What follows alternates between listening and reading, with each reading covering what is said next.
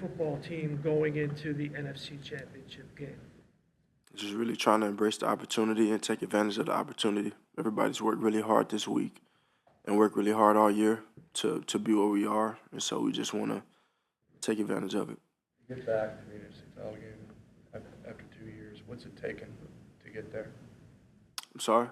To get back to the NFC title game, the journey this team's taken in between, what has it required? It's taking work. It's taking evolution. It's taking winning. How has this week gone for you, personally? Been fine. Regular routine. What have you noticed from Dallas Goedert since he's come back from his knee injury? How has he incorporate offense and just off the field as well, too? I'm sorry? When it comes to Dallas Goedert, what have you noticed from him since he's come back from his knee injury and how he's contributed to the offense? Yeah, I think he's been able to make plays when his number's been called. It seems like Saquon, for a guy with all the stats that he has, is really team-first oriented. When did you learn that about him? I've always known that about him.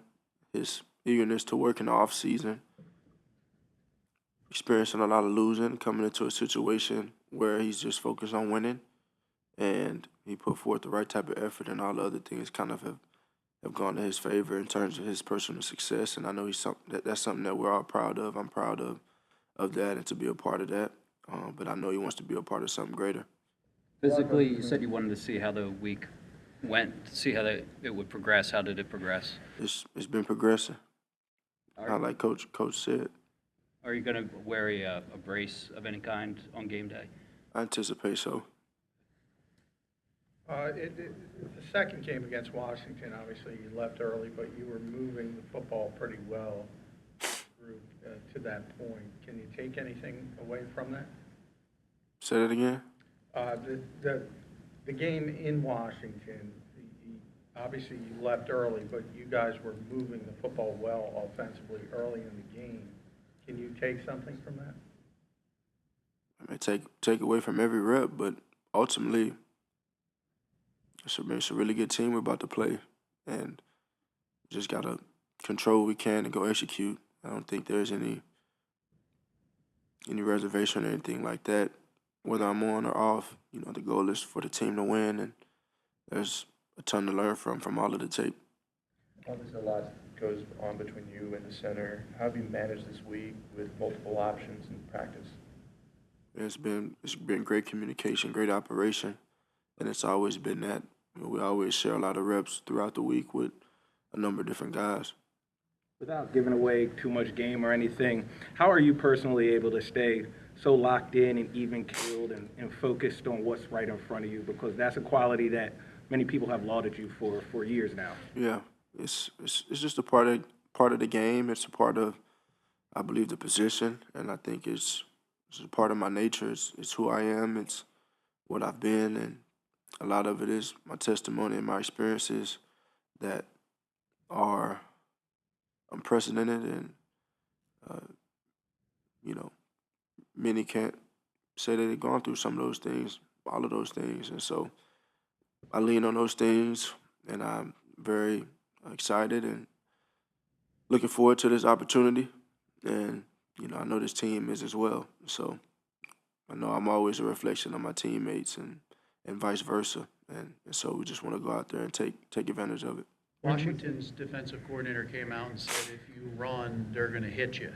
It almost seemed like a warning the way he said it. I know they talk about that stuff in meetings, but is it something you have to watch out for in this game and the way they've played you?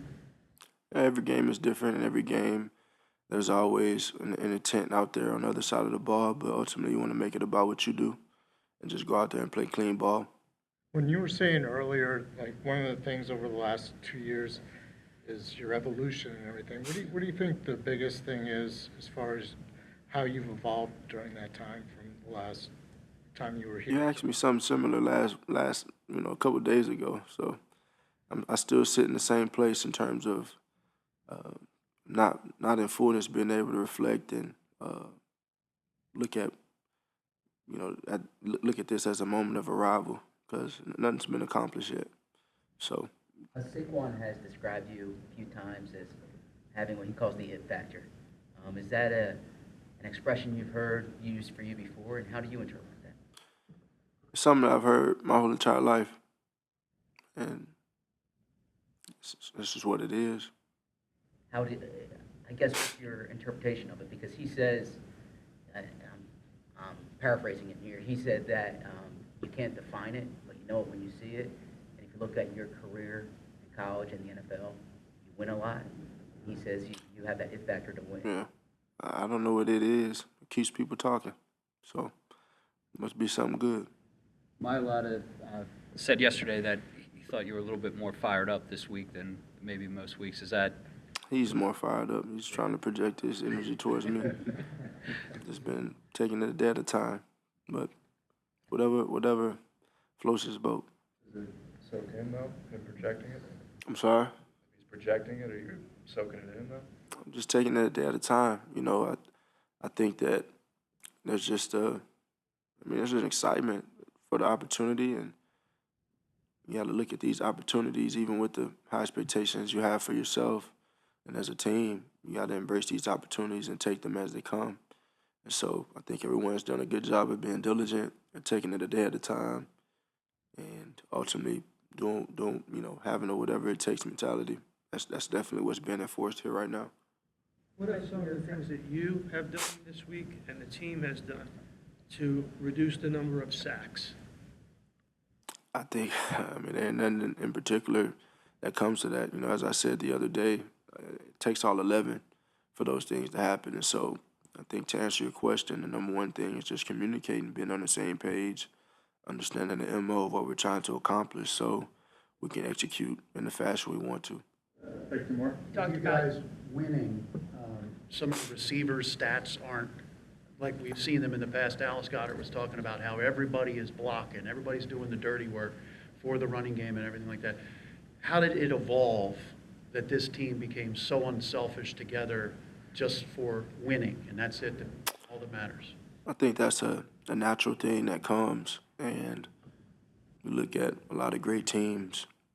They evolve over time, and it's been 4 years since I've been the starting quarterback here, and it's always kind of looked different. Because since Coach Sirianni's been here, it's evolved and changed over time, but we've been able to find success in that. And it takes a team to win games, and that's the number one mission of this team. It has to be, and no one can forget that. So I know personally I've never played the game for stats, even though I know it's a measurement that other people will judge, but they don't know anything. At the end of the day, it's about what the team, what the individuals on the team determine a success.